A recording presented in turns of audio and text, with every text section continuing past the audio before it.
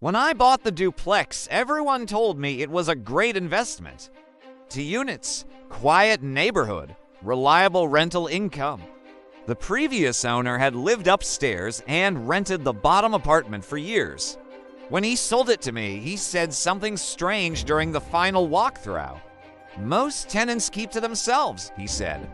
I didn't think much about the wording at the time, most tenants, plural, but the lease agreement listed only one person, a man named Thomas Calder. Thomas moved in the same week I bought the property. Late 30s, quiet, polite, the kind of tenant every landlord hopes for. He paid rent early every month, never complained, never hosted parties.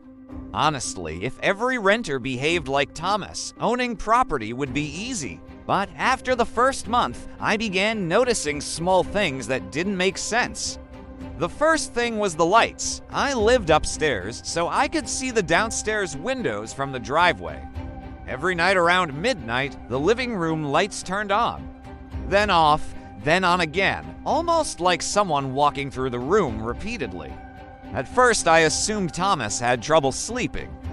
No big deal, but the pattern happened every night. Exactly the same time, 12:14 a.m., lights on. 12:16 a.m., lights off. 12:19 a.m., lights on again, every single night. One evening, I mentioned it casually while collecting the rent. "You keep pretty late hours," I said. Thomas looked confused. "What do you mean?" "The lights downstairs." He frowned slightly. "I usually go to bed around 11. I laughed. "Well, someone's awake at midnight." He didn't laugh. Instead, he said something that made the air feel suddenly heavier. I live alone. The second strange thing happened 2 weeks later. I was taking the trash bins to the curb when I noticed an extra set of footprints in the snow. 2 people had clearly walked to the basement entrance, but only one set of footprints walked back. I stared at them for several seconds. Maybe someone had visited Thomas, but the timing bothered me. Because I had been home all evening, and I hadn't heard the basement door open once. The third thing happened at 3:03 a.m., and that's when I stopped dismissing the strange details. I woke up to the sound of someone talking downstairs, not loudly. Just a low voice drifting through the floorboards. At first, I thought Thomas was on the phone. But then I heard something else, another voice, answering him. I sat up slowly in bed, to voices. One definitely belonged to Thomas. The other voice sounded exactly like him. Same tone, same rhythm, same accent. The conversation continued quietly for several minutes. I couldn't make out the words, but it sounded intense, almost like an argument. Then suddenly, silence. The next morning, I knocked on Thomas's door. He opened it with his usual calm expression. "Morning," he said. "Morning." I hesitated. "Did you have someone over last night?" He blinked slowly. "No, I thought I heard voices." Thomas smiled politely. "Probably the TV, but there was no television visible in his living room. Just a couch, a table, and an empty wall." A week later, I needed to check the basement plumbing. Water pressure upstairs had dropped slightly, and the pipes were shared. I told Thomas I'd need access to the basement storage room. "No problem," he said. Then he added something strange. "Just don't open the second door." I paused. "What second door?" He looked surprised. "The one at the back of the storage room." I didn't know there was one. Thomas hesitated before answering.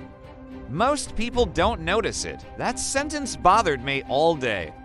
Most people, plural again. That evening, I unlocked the basement door.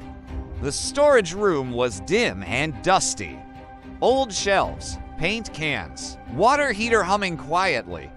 And at the far end of the room, a door I had never seen before. It was narrow, wooden, older than the rest of the basement, almost hidden behind a metal shelf. I stared at it for several seconds. Why would a basement have a second interior door? Maybe it led to an old utility tunnel? Or a crawl space? Or some kind of sealed-off storage? Still, Thomas's warning echoed in my head. Don't open the second door.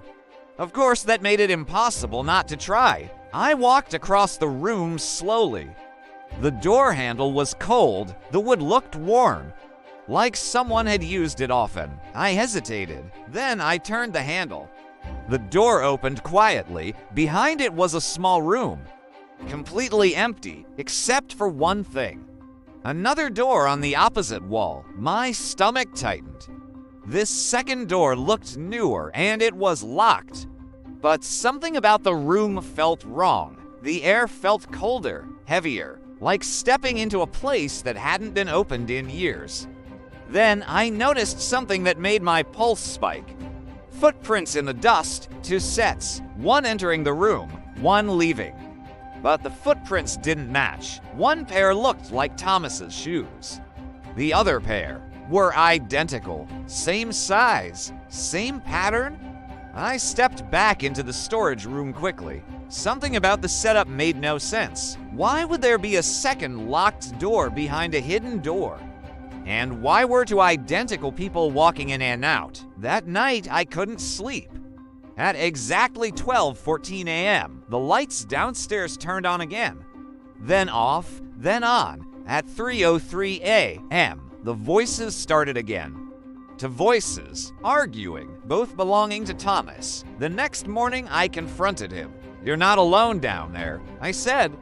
Thomas looked tired for the first time since I met him. "You opened the door," he said quietly. "I had to check the pipes," he sighed. "I told you not to. What's behind the second door?" He didn't answer immediately. Instead, he walked to the window and stared outside. Then he said something that made my blood run cold. "It's not what's behind the door that matters." I frowned. "Then what does?" He looked back at me slowly. "He too comes through it." My chest tightened. "What does that mean?" Thomas sat down heavily. "For the past 6 years," he said quietly, "someone has been living in that room." I stared at him. "That's impossible." He shook his head. "No." Then he added the sentence I still can't explain. "He looks exactly like me." My heart started racing. "What are you saying?" Thomas rubbed his face. "At first, I thought it was a hallucination. Then he started talking to me. The room felt colder." "What does he want?" Thomas looked directly into my eyes. "You." At that exact moment, the basement lights flickered, and from below the floorboards, I heard a door open.